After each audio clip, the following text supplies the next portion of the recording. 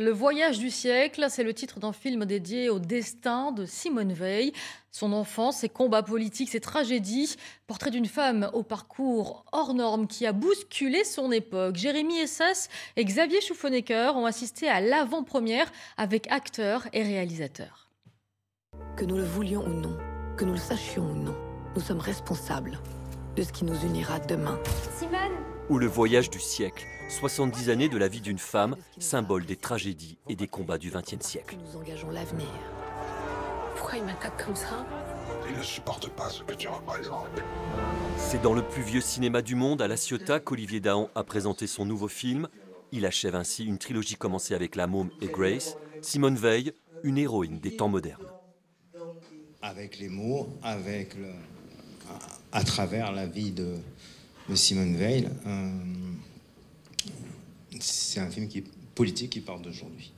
C'est Elsa Zilberstein qui a proposé au réalisateur de faire le film, un défi de raconter l'histoire de cette femme.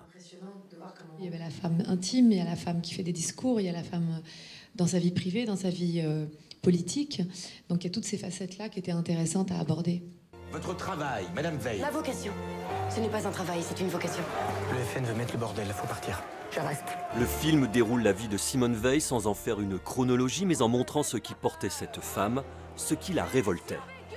Pire que vous!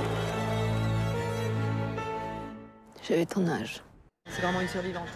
C'est quelqu'un qui est morte plusieurs fois, qui est dans la survie, qui décide de choisir la vie. Donc c'est un modèle de femme hallucinante pour ça. Elle choisit la vie vraiment. Sinon elle meurt. Sinon elle s'écroule. Donc quel modèle.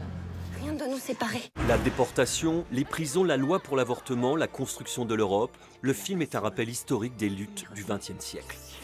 Elle représente une partie de l'histoire du XXe siècle, une partie quelquefois tragique et souvent même d'ailleurs.